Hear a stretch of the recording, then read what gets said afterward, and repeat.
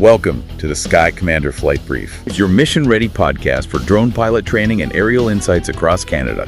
From Transport Canada rules to real-world drone ops, we break it down, take you higher, and help you earn your wings. Because here at skycommander.ca, we don't just fly. It hints there's more to it. It's a masterclass, a deeper level, maybe a philosophy or a community focus, perhaps. It's definitely intriguing, sets them apart from just, a basic tips show. SkyCommander.ca is the obvious next step. Precisely. If you're thinking about flying a drone in Canada, boom, this content is aimed right at you. Powered by SkyCommander.ca. The elite podcast for Canada's drone pilot. Okay, let's get started. Okay, imagine this. You're piloting an advanced drone, maybe miles away, critical inspection flight, remote terrain, or maybe complex airspace near infrastructure. Everything's going great. Data streaming in, altitude, position, all perfect. Then, bam, high priority alert flashes. One of your primary systems has a severe fault. Okay. Could be, a sudden voltage drop on a battery, maybe unexpected, or your main GPS signal just vanishes. Gone. Interference, maybe. Right. That's a bad moment. In a simpler drone, or even some older aircraft, that could be it, right? Yeah. Uncontrolled crash territory. Panic time. Yeah. But here, your drone, it just keeps going. It maybe switches to another battery or instantly locks onto a different set of satellites. Seamlessly. Exactly. It tells you what happened, maybe suggests a new plan, but it stays stable, controllable. The mission continues, just maybe under different rules you now have to manage. So how does it do that? How is that even possible? How does a machine with a critical failure just keep flying? Well, that capability, that incredible safety net. That's what we're digging into today. We're talking about redundancy in remotely piloted aircraft systems, or RPAS. And for this deep dive, we're drawing on a really solid stack of materials. You provided expert insights, detailed papers, and crucially, the regulatory side. Things like CARS Part 9X here in Canada and TP 15263, which outlines what advanced pilots need to know. Right. The focus is really understanding redundancy in this drone context, what it is, why it's just non-negotiable for safe advanced ops, and how getting your head around it is key. Key for exams, yes, but more importantly for operating safely out there.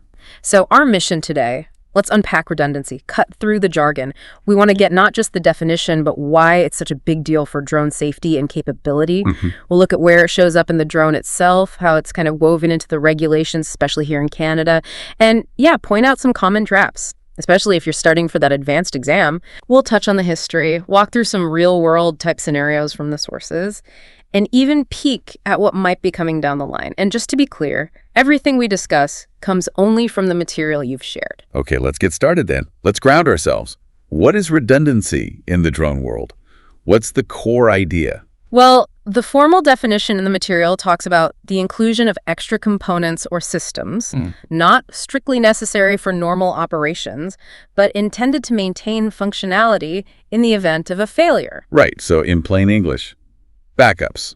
Exactly. It's just having backups, building the system so if one critical part breaks, another one's ready to step in and take over, so the whole thing doesn't just collapse. It's about deliberately designing out those single points of failure for the really important function. Precisely. And the sources use some good analogies like the spare tire in your car. That's a great example of passive redundancy. Right. It's just sitting there. Yeah, it's essential insurance, but it does nothing until a tire fails. Right. Then you have to stop, change it. It's a manual process. Now compare that to, say, the dual engines on a commercial airliner.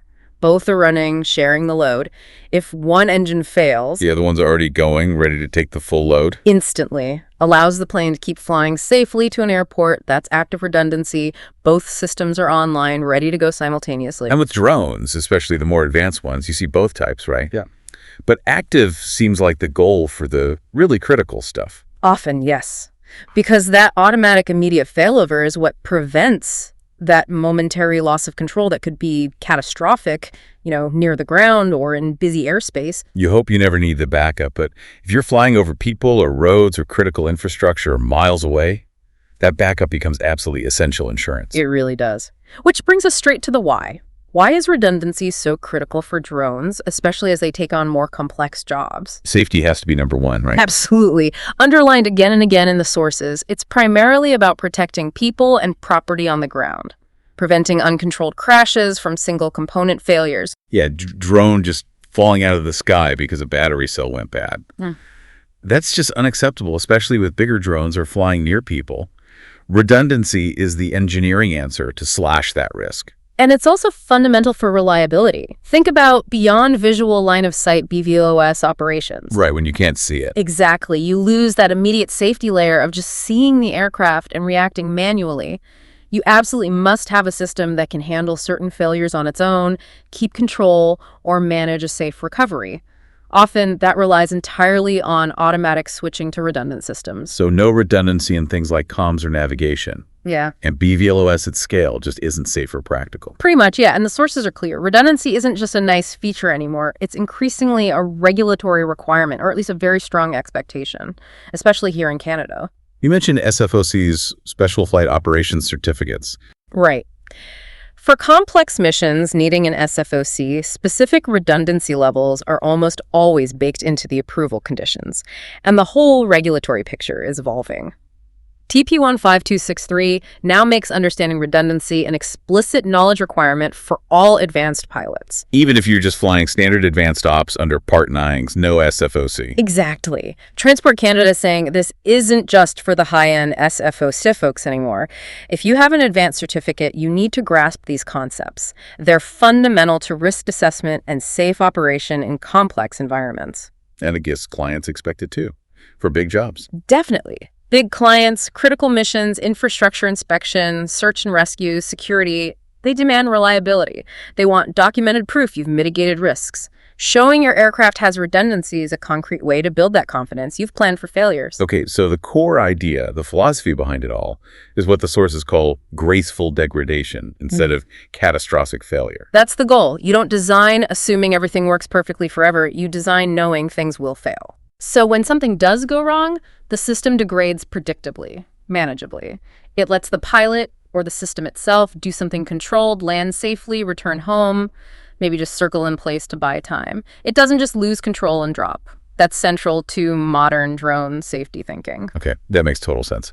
Building in resilience. So let's get specific. Where do we actually find these backup systems in a typical advanced drone? The sources break it down by function, right? They do. And power is probably the easiest one to grasp. Dual batteries, very common in an enterprise drone. 2 separate packs. Yep, independent. The system can draw from both, or if one battery has an issue, a cell fails, voltage drops suddenly, gets too hot, it seamlessly switches to rely solely on the healthy one.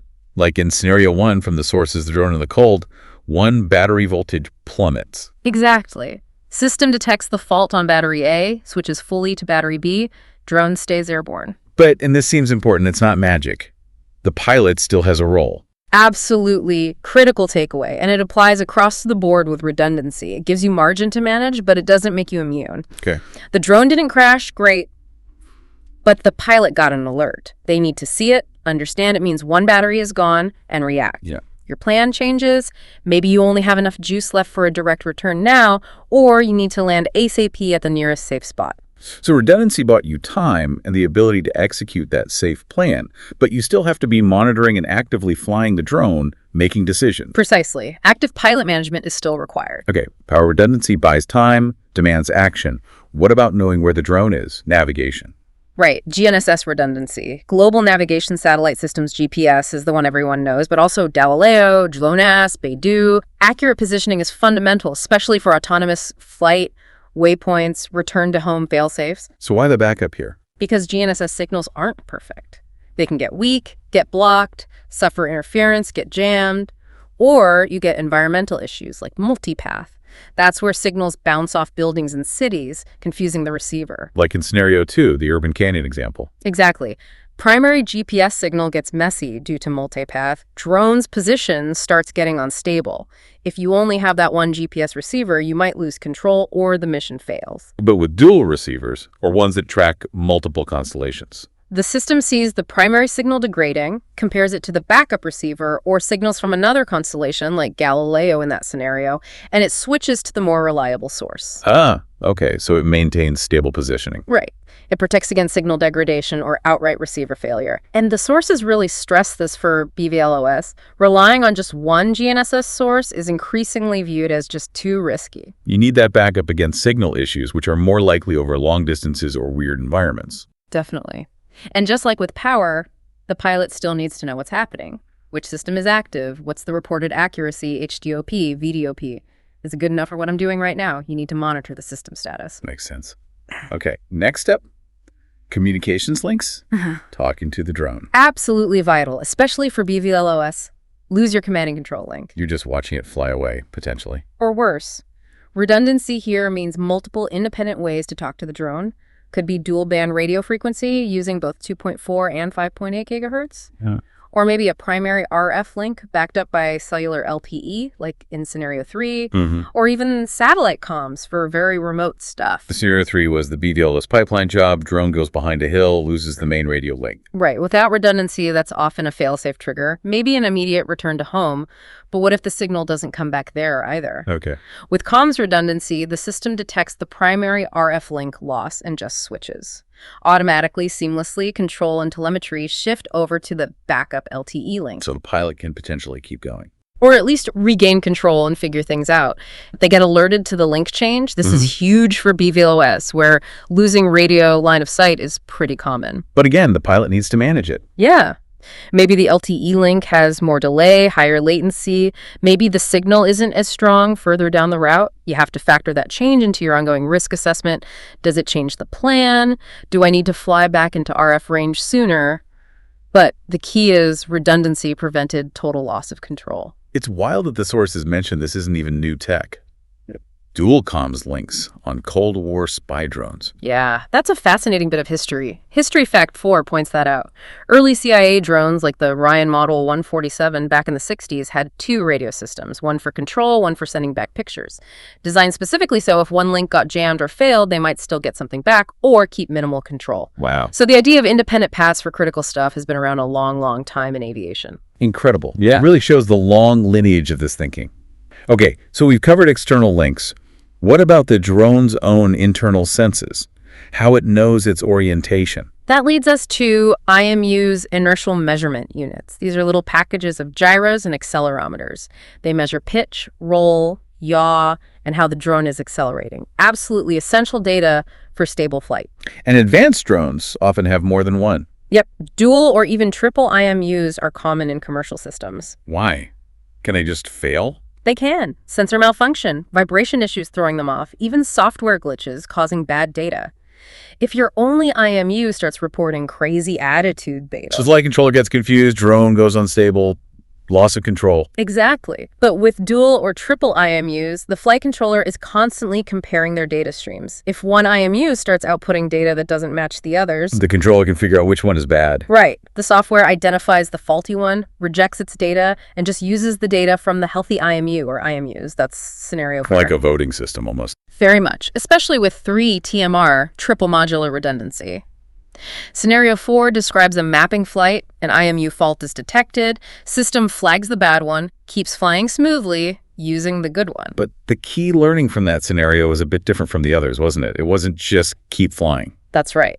While IMU redundancy prevents the immediate crash, an IMU fault alert usually points to a real hardware problem. The crucial lesson from Scenario 4 was, pilot gets that alert, understands it's serious, and must land the drone promptly. Mission aborted. Mission aborted for safety. The redundancy let you maintain control long enough for that safe landing instead of falling out of the sky. But it's generally a flight-ending event. You don't just ignore it and hope it fixes itself. So redundancy enables a controlled end to the flight, not necessarily continuation. And History Fact 5 mentioned some drones even test this redundancy during pre-flight.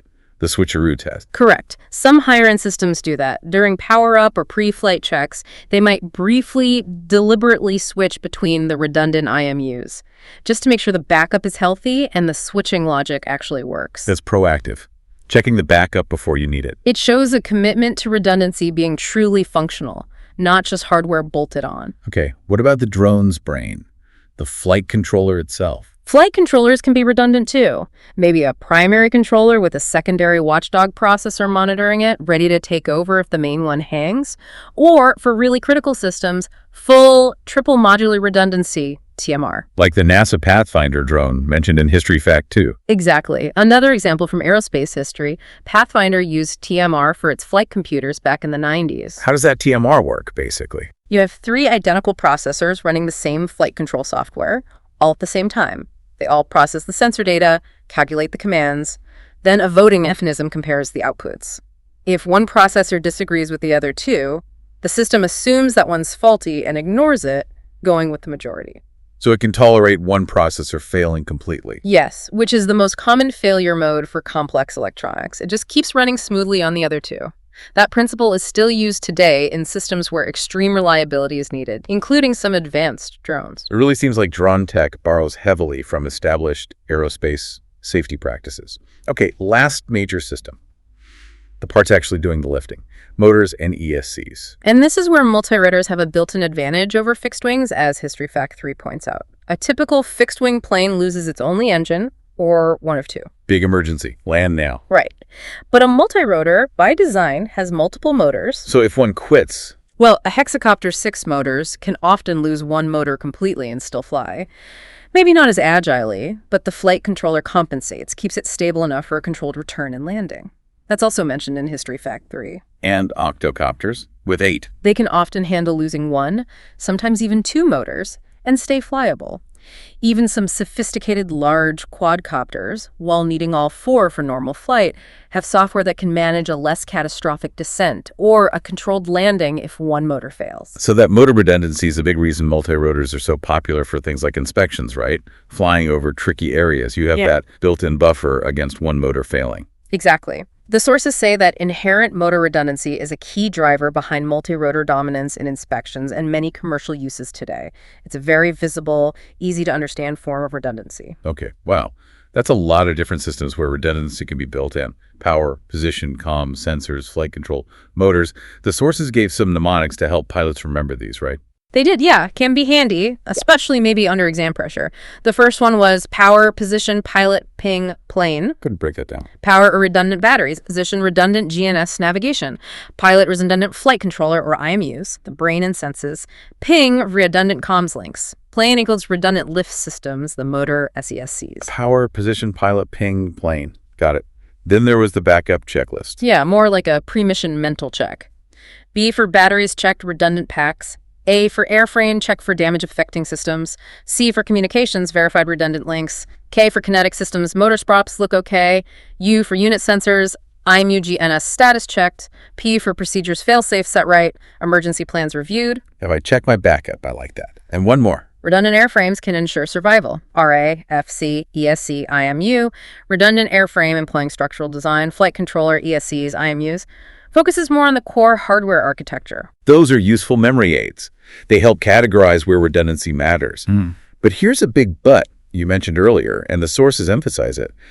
Just having the backups isn't enough, is it? Absolutely not. This is highlighted as a major misconception.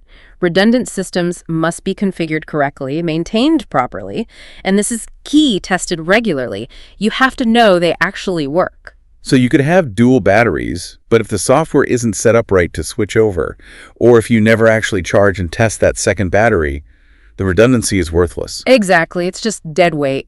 Worse, it's a false sense of security.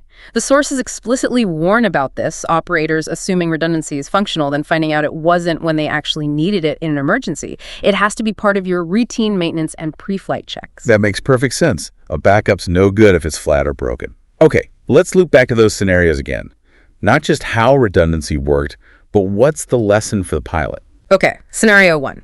Dual battery fail in the cold. Switchover worked. Key learning, as we said. Redundancy gives you margin to manage failure. It does not give you immunity from taking action. Right. Pilot got the alert, saw one battery was gone, had to decide, okay, what now? How much flight time do I really have left? What's the safest course of action? It enables problem solving. It doesn't eliminate the problem. You must monitor and respond. That gives you breathing room, but you still fly the plane or drone. Precisely. Scenario 2. GNSS trouble in the urban canyon. Multi-GNSS switches, keeps position stable. Key learning. Multi-GNSS protects against signal issues. But you, the pilot, still need to understand which system is now active and verify its performance. Check the quality. Yeah.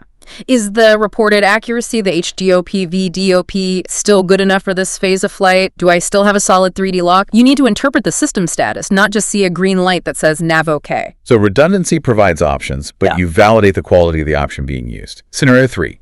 BVLOS comms link loss. Auto failover to LTE. Foundational for BVLOS here. Link redundancy is critical. Auto failover is critical because you can't react manually fast enough from miles away. Key learning.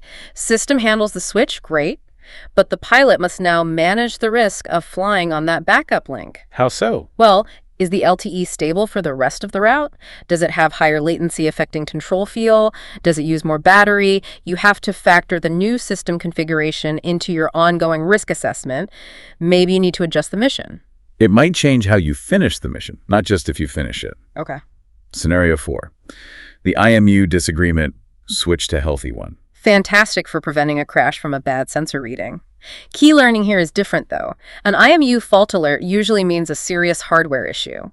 The pilot must know what that alert means and understand it requires landing ASAP in a controlled manner. Mission over. Mission over. For safety, redundancy allowed that controlled landing, huge win. But you don't press on hoping it clears up. These examples really drive home that redundancy isn't a magic fix. It enables resilience, but relies heavily on the pilot knowing what's going on and managing the situation actively. Which leads perfectly into scenario 5, maybe the most important one from a planning perspective. Reviewing a plan to fly BVLOS with a basic consumer drone. Single GPS, single comms link, single battery. And the takeaway for advanced pilots is pretty stark here, isn't it? Absolutely crucial. Key learning. An advanced pilot must evaluate the drone's capabilities, including its redundancy levels, against the mission's risks. You need the technical knowledge to spot critical single points of failure, and you need the professional integrity to say, no, this drone isn't suitable for this mission. You can't just push a basic drone into a complex job it wasn't designed for. Exactly. Your skill as a pilot doesn't add dual batteries to the aircraft. The drone's built-in safety systems, including redundancy, define its safe operating envelope. Matching the tool to the job is fundamental, and redundancy is a massive factor in that, especially for advanced ops. And it sounds like the regulators expect pilots to make that evaluation. They do. Which brings us neatly to the regulatory side in Canada, CARS Part 9X and TP 15263. The sources are helpful here because they clear up a common confusion right away. There is no single regulation in CARS Part 9X called redundancy requirements. Okay, so you can't just look up Rule 9X at that XX and see a list. For BVLOS, you need dual this, triple that. Correct. It's not laid out like that. But this is but that definitely does not mean redundancy isn't regulated or expected. It's woven into other rules and expectations. It's an underlying principle for advanced RPAS safety. Okay, so how does it actually appear in the rules we do have? Well, take CARS 901.27 maintenance. If your drone is designed with redundant systems, dual batteries, multiple IMUs, etc., those systems are part of its airworthiness setup. Meaning, you have to maintain them. You got it. Maintain them per the manufacturer or your program. And crucially, verify their functionality periodically and document it. If you don't check that your backup battery holds a charge or that your backup comms link connects, you're non-compliant. Ah, okay. Exams might test this indirectly. What checks are needed for a drone with redundant FCs? The right answer must include checking the redundant components too. Connects right back to functional redundancy. What about fail-safe programming? CR's 901.33. Another key link, and the sources flag this as an exam trap zone. Your fail-safe settings must align with your drone's redundancy level. Meaning? If you have dual batteries and one fails, programming the fail-safe to immediately command an emergency landing straight down is wrong. Because the drone should handle it with the backup. Right. A correctly programmed failsafe for that situation would use the healthy battery to execute a controlled return to home or maybe loiter, giving the pilot options. The failsafe should leverage the redundancy, not panic and ignore it. Exams love testing if you spot that mismatch. Got it. Failsafe logic should match redundancy capability. And SFOCs. CARS 901.69 mentions terms and conditions. Exactly. If you're flying under an SFOC, especially for complex stuff like BVLOS over people, the SFOC itself will often demand higher or more specific redundancy than baseline Part 9X requires. Okay. The advanced exam expects you to know this implicitly. SFOCs mean higher risk mitigation expectations, and that almost always translates to needing more robust redundancy in critical systems, comms, nav, power, even if Part 9X doesn't explicitly list it for that system generally. So Part 9X is the floor. SFOCs often build a higher ceiling, especially regarding redundancy. But the big shift, the sources say, is TP 15263. Yes, this is where redundancy moves from being implied or an SFOC condition to being explicitly required knowledge for every single advanced RPAS pilot. TP 15263, the syllabus for the exam, section 2.1.5, literally lists redundancy. And it breaks it down. Yep. Requires knowledge of redundancy in power, comms, flight control, navigation, GNSS, and sensors, IMUs. So even without an SFOC, Transport Canada expects you, as an advanced pilot, to understand redundancy in these key areas, what it is, why it matters, how it works. That's a significant evolution noted in the source material. So redundancy ties into demonstrating competency in maintenance, fail-safe planning, risk management, and just the core knowledge for advanced flight. It's part of that whole safety risk mitigation approach under CARS 901.27901.28. Absolutely. If your mission relies on redundancy to be safe, like BVLOS needing reliable comms, you're expected to ensure your drone has it and that you've checked it works. Looking at the regulatory history traced in the sources, you can see how we arrived here. Yeah, pre-2019, it was mostly SFOCs, case-by-case redundancy requirements.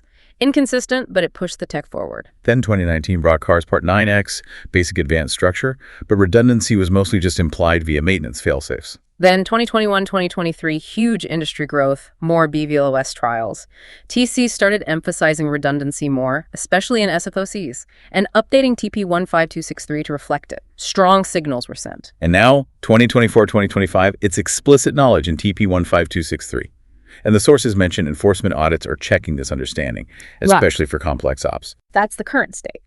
So while there isn't a CARS rule saying all BVLOS needs dual comms, the expectation is clear via TP 15263. Advanced pilots must understand why it's needed for BVLOS risk mitigation and evaluate their gear accordingly. The sources rightly call this explicit knowledge requirement a significant shift. That history helps frame it.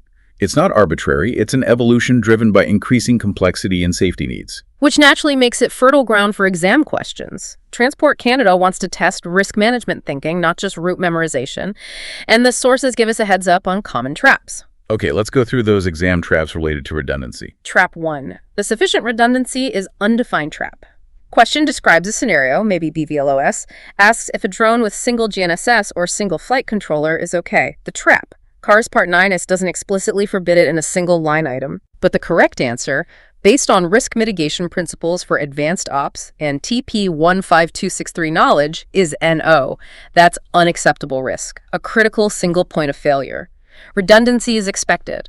You have to apply the principle, not just hunt for a specific rule number saying don't. Tests understanding the spirit, not just the letter. Exactly. Trap 2, fail-safe logic mismatch. Back to CARS 901.33. Exam describes a dual battery drone, but says its fail-safe is set for immediate emergency landing if any battery fault occurs. Trap. That fail-safe ignores the redundancy. Right, you should use the backup battery. Correct behavior is controlled flight return using the healthy battery. The correct answer points out the fail-safe programming is wrong, creating unnecessary risk by not using the built-in redundancy. Tests if you see how redundancy and fail-safes should interact. Precisely. Trap 3, indirect maintenance question.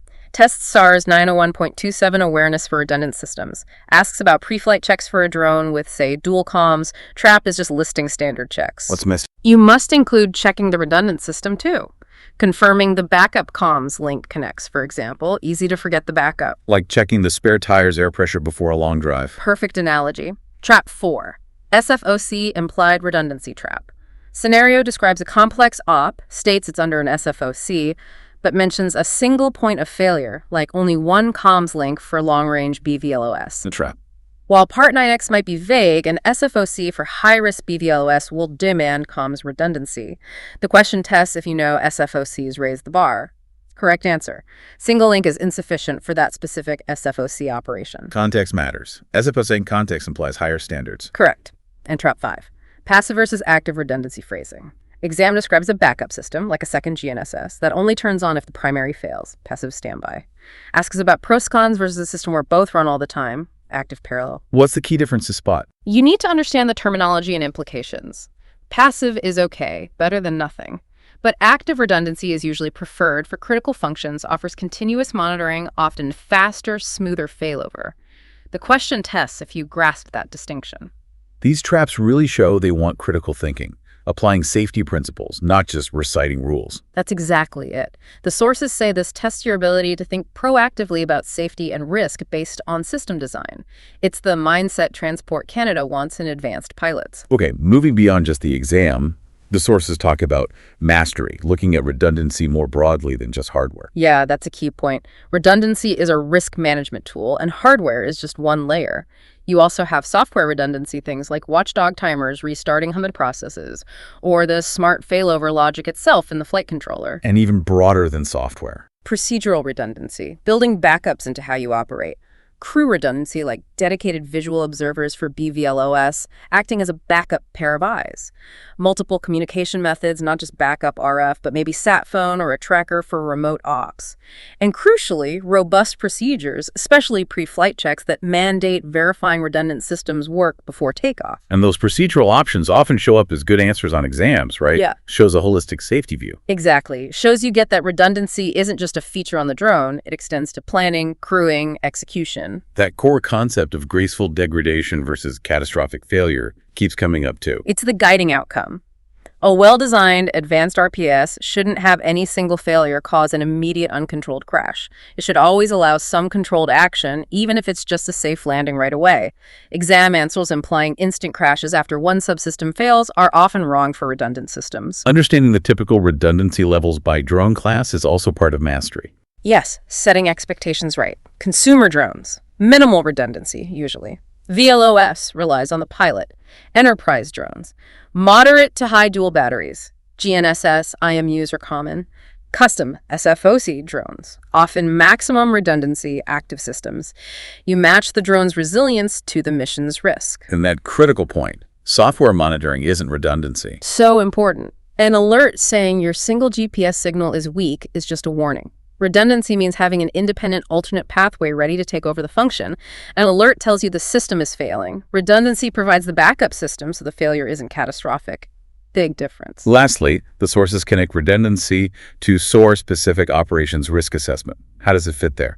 Canada's moving towards SOAR principles, especially for BVLOS evaluation. SOAR structures risk assessment, and having appropriate redundancy, technical, procedural, human factors is a very powerful risk mitigation within SOAR. So it directly lowers the assessed risk level. Yes.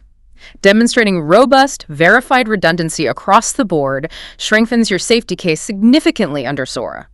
Showing you understand this link between redundancy and formal risk assessment like SOAR indicates a highly professional mindset. So understanding redundancy is just foundational for safety cases, risk evaluation, operating professionally, all the way up to advanced frameworks like SOAR. It really underpins so much, from basic checks to complex approvals.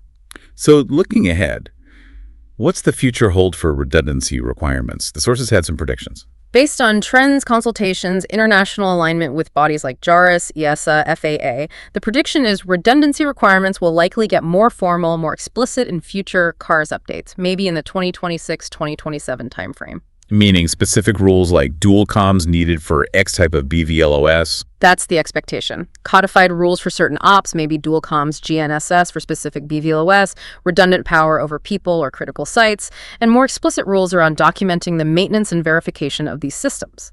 And international alignment means these higher standards will likely become the global norm for advanced drones. Seems probable. TC watches what others do. Consistency benefits everyone operating internationally. Higher redundancy standards are likely coming everywhere for complex ops. And future exams. Likely tougher. More specific scenarios, testing configuration suitability, deeper dives into active versus passive, more on maintenance verification procedures, and maybe even how redundancy scores in risk assessments like SR. The final tip from the sources seems key then. Yeah. Show you understand this evolution. Yes. Showing you grasp why these requirements are emerging, how they improve safety, and how you apply them.